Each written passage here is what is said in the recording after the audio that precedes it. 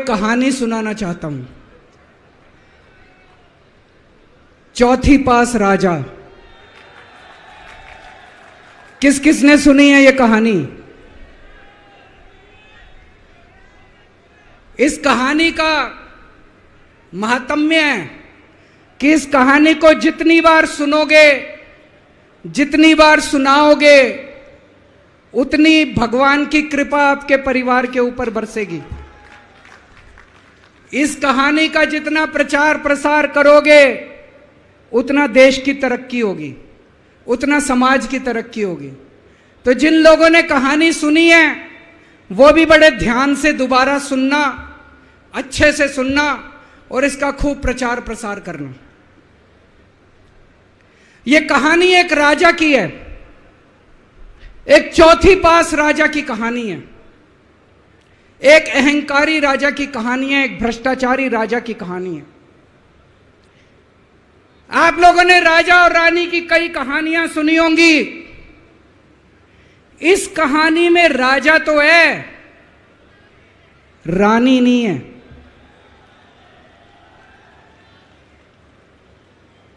तो एक महान देश था, कई हजार साल पुराना देश।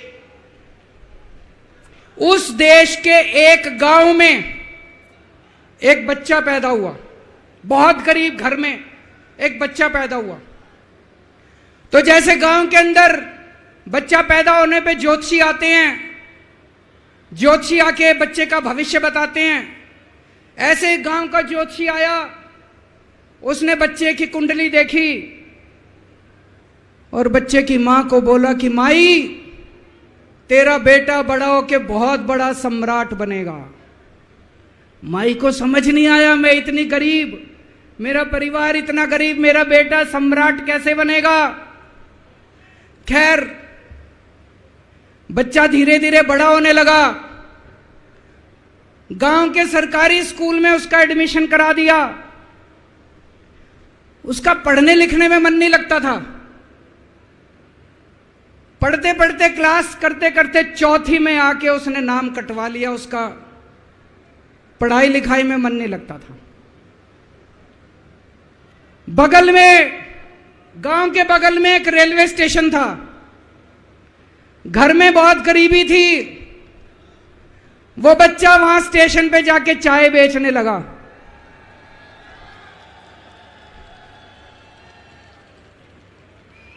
चाय बेच के अपना गुजारा करता था। वो भाषण बहुत अच्छा देता था, बचपन से ही बड़ा अच्छा भाषण देता था।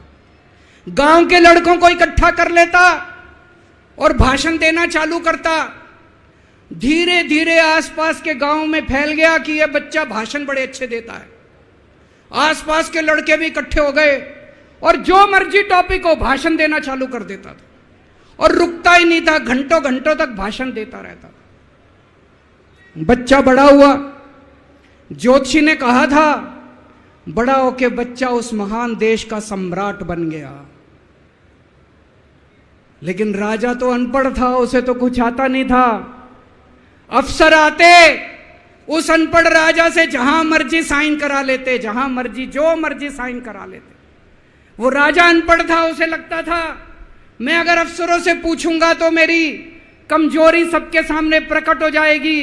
अफसरों को लगेगा मेरे को कुछ आता नहीं है।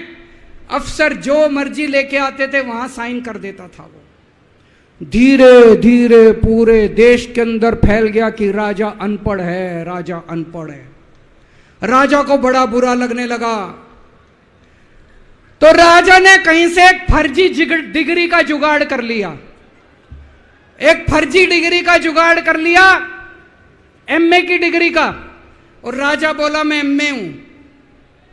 पर सच्चाई तो पूरे देश को पता थी, राजा तो अनपढ़ था। धीरे धीरे राजा अहंकारी भी होता गया। अहंकारी राजा और ऊपर से अनपढ़। जो मर्जी उस राजा के पास जाता और राजा से कुछ भी पास करा के ले आता। एक बार कुछ लोग गए, राजा को बोले जी नोटबंदी कर दो। नोटबंदी करने से भ्रष्टाचार खत्म हो जाएगा, आतंकवाद खत्म हो जाएगा। राजा को कुछ समझ नहीं आया, राजा की खूब चमची मारी उन्होंने। राजा ने एक दिन शाम को टीवी पे आके 8 बजे नोटबंदी कर दी। पूरे देश का बेड़ा गर्क हो गया दोस्तों।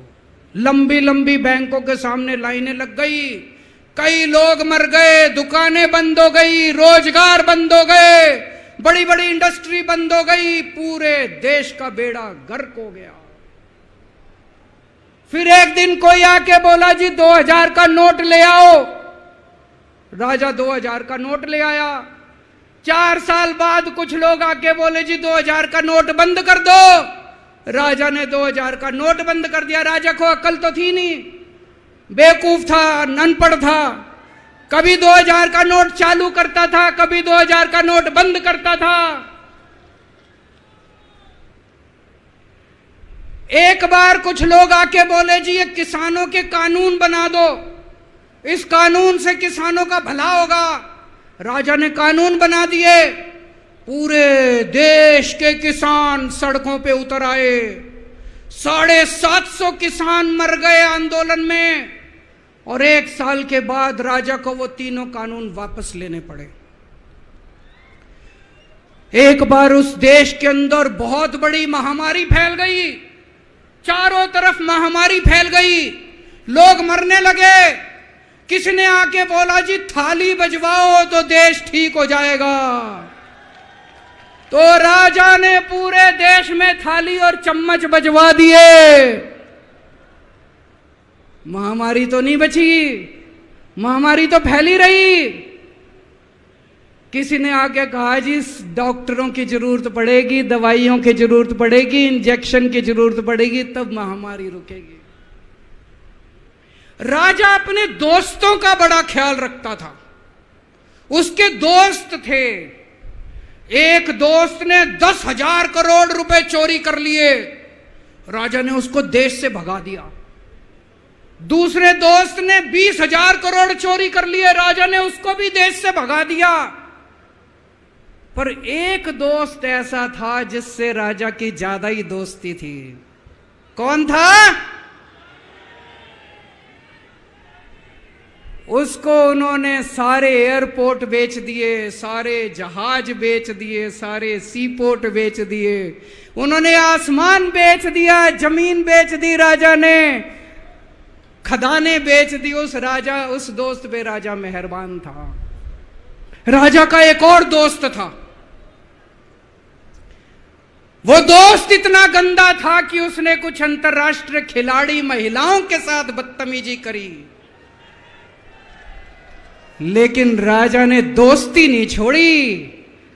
मजाल जो उस दोस्त के ऊपर कोई आंच आ जाए, राजा उस दोस्त के साथ खड़ा रहा, लेकिन उसने खिलाड़ियों का सुना। राजा का एक और दोस्त था।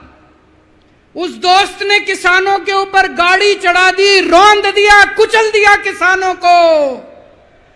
राजा ने अपनी दोस्ती नहीं छोड़ी। इस बात पे तो दाद देनी पड़ेगी कि राजा दोस्तबाज था, 1 नंबर का दोस्तबाज था। चारों तरफ अत्याचार हो गया, चारों तरफ देश के अंदर इनके अपने लोग जो थे वो बलात्कार करने लगे, गलत काम करने लगे, हाहाकार मच गया। जो राजा के खिलाफ बोलता, राजा उसको पकड़ के जेल में डाल देता। एक दिन एक पत्रकार ने कार्टून बना दिया राजा के खिलाफ, उस पत्रकार को उठा के जेल में डाल दिया। एक दिन एक किसी पत्रकार ने उनके खिलाफ कुछ लिख दिया, उसको पकड़ के जेल में डाल दिया। जो राजा के खिलाफ बोले उसका बेड़ा गर्क। कोई जज अगर उस राजा के खिलाफ ऑर्डर करता था, राजा उसको बख्शता नहीं था। चारों तरफ अत्याचार, महंगाई, बेरोजगारी। ऊपर आसमान में देवता ये सब देख रहे थे कि पृथ्वी के ऊपर कितना घनघोर अत्याचार हो रहा है। सारे देवता इकट्ठे हुए, देवताओं ने मीटिंग करी। सारे देवता मिलकर शिवजी महाराज जी के पास गए और कहा, महाराज कुछ करो, पृथ्वी के ऊपर अन्याय हो गया, अत्याचार हो गया, चारों तरफ बलात्कार, चारों तरफ हाहाकार मचा हुआ है, जनता परेशान हो रही है। पृथ्वी जी शिव जी महाराज जी ने अपनी तीसरी आंख खोली और दोस्तों यहां प्रचंड पृथ्वी के ऊपर अजीब अजीब घटनाएं घटने लगी। उज्जैन के अंदर महाकाल की 6 सप्तऋषियों की बड़ी बड़ी 10 फुटा भारी भारी मूर्तियां थी। एक दिन बारिश और तूफान आया और 6 की 6 मूर्तियां टूट गई। लोगों ने कहा बड़ा अपशकुन हो रहा है, बड़ा अपशकुन हो रहा है। एक दिन एक ट्रेन एक्सीडेंट हो गया, 250 से ज्यादा लोगों की मौत हो गई। लोगों ने कहा बड़ा अपशकुन हो रहा है।